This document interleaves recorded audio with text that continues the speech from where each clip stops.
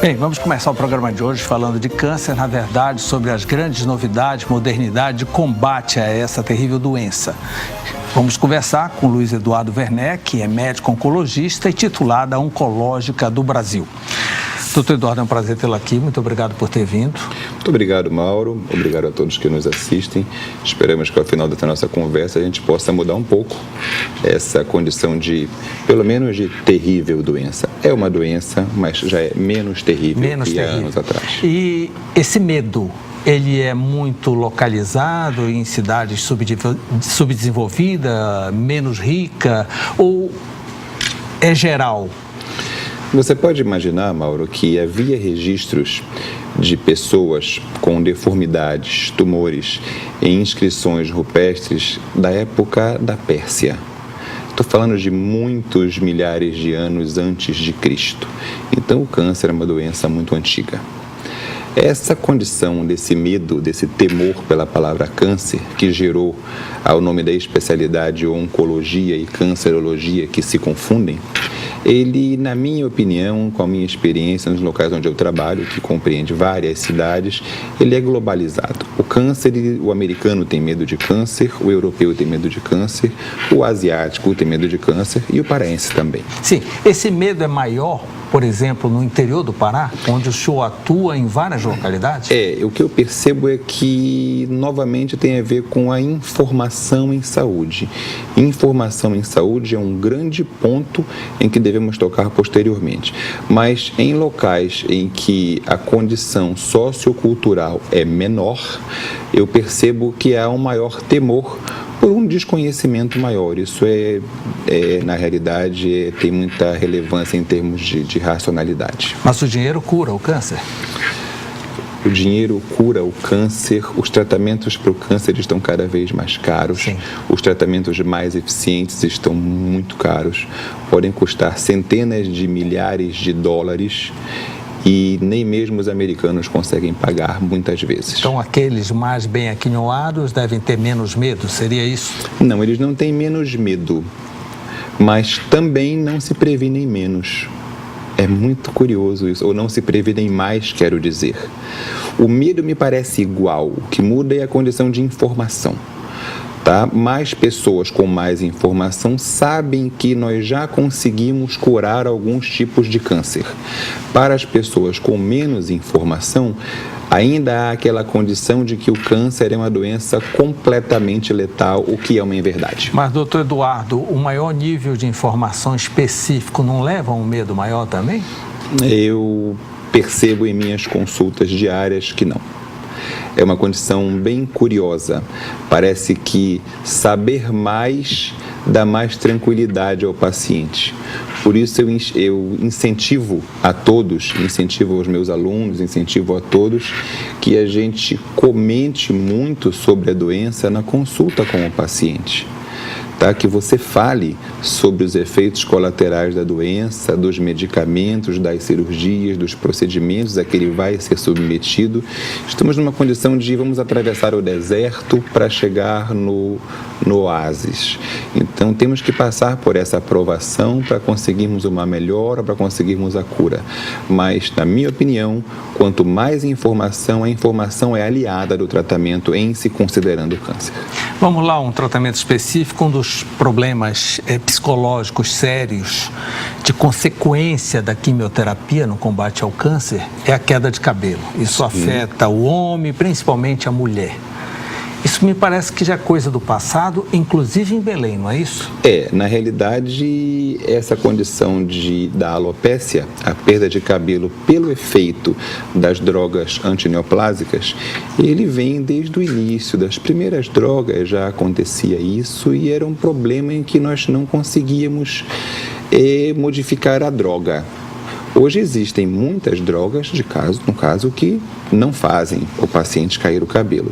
Mas nós temos um problema novo, que o câncer parece que ele vem atingindo pessoas com idade cada vez menor. Então, eu tinha pacientes de câncer de mama, em sua grande maioria, acima de 50 anos. Elas continuam sendo maioria. O problema é que eu não tinha uma de 20 anos e hoje eu tenho de 18, de 25, de 30. E a quimioterapia específica para câncer de mama leva à queda de cabelo, considerando-se os protocolos atuais internacionais e os utilizados no Brasil. O que nós temos de novidade? A novidade começou com o uso da touca elastomérica. Uma touca em que ela fazia, por conta da condição de frio, ela impedia que a ação do fármaco chegasse ao folículo piloso e você tinha uma diminuição da intensidade da alopécia. Mas ainda existia. O que nós temos agora, muito recente, de um mês para cá em Belém, é um equipamento novo, chamado Capelli, que ele continua, a ideia continua a mesma, é fluxo de ar para causar vasoconstricção, fechamento dos vasos e que a droga não consiga chegar ao folículo piloso. Mas com o equipamento, o nível de eficiência, de eficácia para prevenção da alopécia supera os 90%. Então, considerando-se que eu tenha mulheres mais novas, e que para qualquer mulher ou para qualquer pessoa, aquela condição, porque não é só o cabelo, me parece que não é o medo de perder o cabelo em si, me parece que ao se perder o cabelo, se vai ter um medo de se ser reconhecido como um paciente com câncer. Tem um pouco disso, além da autoestima óbvia. Então, com esse novo equipamento, que já está disponível em Belém, exclusivamente conosco, nós conseguimos eficiência acima de 90%. Então, a gente já pode dizer que isso deixa de ser um grande problema no tratamento oncológico e eu posso me preocupar, focar em coisas tão importantes ou mais importantes do que a queda de cabelo. Esse reconhecimento social da pessoa que está acometida de câncer ainda gera um problema psicológico muito sério para ela? Gera por conta da cultura do ser humano, principalmente da cultura latina. Em meus estudos fora da área médica, eu tenho muita proximidade com essa questão de sociologia, filosofia, gosto de ler sobre isso. E você percebe que o paciente com câncer, o paciente acometido pelo câncer, se ele for identificado, por exemplo, aquela criancinha carequinha sem cabelos, a gente gera um passa sentimento a ter de pena. Isso, Então a condição é de pena. Existem patologias mais graves que o câncer, existem patologias, existem condições que matam muito mais do que o câncer. Doutor Eduardo, mas o câncer tem esse peso. E há um cuidado dos profissionais que tratam com isso, com essa imagem individualizada do paciente? Veja, eu lhe pergunto pelo seguinte, a sua instituição é Oncológica do Brasil. Imagina-se que todas as pessoas que se dirigem à Oncológica do Brasil estejam com câncer. Que bom que isso já mudou. Que bom que hoje eu já consigo atender pacientes que algum familiar já foi acometido pelo câncer, ficou curado, e a pessoa quer entender mais sobre a doença, quer saber se ela está sob risco ou quer saber se os seus descendentes estão sob risco. Já há um contingente de pacientes nessa condição, que é onde eu queria chegar, a medicina preventiva. Certo? Isso é uma modificação do perfil do paciente. Agora, o cuidado com o paciente oncológico, com o paciente com câncer, na Oncológica do Brasil, ele é compulsório, ele é obrigatório. O acompanhamento nutricional e psicológico deste paciente, ele é obrigatório sempre que é detectado pelo médico que pode haver um comprometimento, uma interferência do estado emocional do paciente ou de seus familiares, isso é estendido às suas famílias também. Eu tenho pacientes que têm 12 filhos. tá? Então, isso sempre que se percebe essa necessidade, nós temos profissionais da psicologia especialistas em oncologia para que nos deem ao paciente, mas deem também a mim, ao time médico, essa tranquilidade de poder seguir com o tratamento com menos intercursos. Então, hoje, a melhor prevenção contra o câncer é a informação. Uma pessoa mais informada tem como se prevenir? Sem dúvida.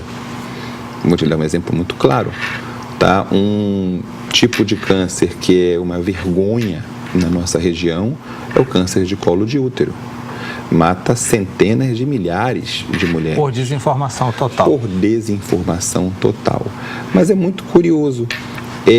O que eu te comentei agora há pouco. As pessoas que têm mais informação, elas entendem melhor quando estão doentes. Mas eu não tenho percebido um movimento dessas pessoas que têm mais informação ainda, se bem que para eu unicamente perceber isso, estatisticamente não é significativo, mas se você olhar a população como um todo e a incidência dos casos de câncer aumentando no Brasil, você se percebe que as pessoas, mesmo com mais informação, continuam não se prevenindo. O senhor tem uma experiência de negócio próprio nesta área, não só em Belém, como São Paulo, mas no interior do Pará, Paragominas, Santarém, não é isso? Sim. Qual é o diferencial que o senhor faria sobre essas localidades que o senhor atua? O diferencial que eu acho importante frisar é que quando a gente está na capital, quando eu estou em Belém, na Oncológica do Brasil, eu tenho um perfil de paciente que ele, tecnicamente, ele é facilmente perceptível, ele é bem mais informado. Não quer dizer, é óbvio, que isso aconteça com todos os pacientes, mas na média ele é mais informado.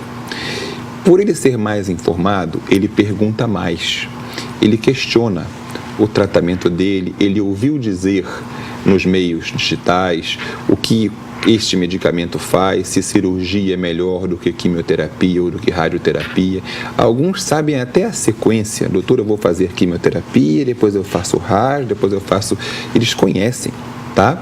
Mas o Google está aí para isso. Sim. No interior, eu percebo que o volume de conhecimento desses pacientes ainda é menor. Naturalmente, a informação ela é globalizada, mas ela chega primeiro aos grandes centros ainda. Então, se você comparar o próprio município de Santarém com o município de Paragominas, eu já tenho diferenças no perfil de paciente. Santarém está muito mais próximo a Belém do que Santarém de Paragominas. Então, o que me demanda em termos de ofício médico, que eu também comento com os alunos? Uma consulta em Paragominas tem que ser realizada com extremo zelo, certo? Além do zelo que você deve ter com qualquer consulta, onde quer que seja, porque é obrigação do médico mantê-lo informado sobre sua patologia. E o paciente de São Paulo, qual é a diferença? São Paulo muda muito o cenário. Tá? São Paulo, você recebe uma série de pacientes todo o Brasil, muito diferentes. Eu recebo pacientes do Mato Grosso, do interior do Mato Grosso, do Sul, muitos do Nordeste, tá? E de São Paulo. Os pacientes de São Paulo, eles às vezes chegam para você com o tratamento pronto. Doutor, eu vim aqui fazer isso. Eu às vezes até não entendo, eu digo, então eu vou aplicar isso na realidade, o seu conhecimento, porque vem pronto, tá, Mauro? Mas o que eu percebo? Eles têm menos medo frente à doença, eles enfrentam melhor a doença, eles estão cientes das limitações que tanto a doença, pouca gente fala nisso, das limitações do que durante o período de tratamento eles vão ter e que a doença vai lhes causar, que naturalmente cessam após o período de tratamento. Mas eles têm um conhecimento mais abrangente sobre essa questão. Doutor Eduardo, nós vamos a um breve intervalo e na volta eu queria que o senhor abordasse oncogenética, que é um centro que o senhor está instalando em Belém. Exato. Belém terá um centro de oncogenética. Referência para toda a região norte de prevenção, né? Além de um hospital especializado em oncologia. Exato. É isso? Tá? A gente volta já, ok? Volto já.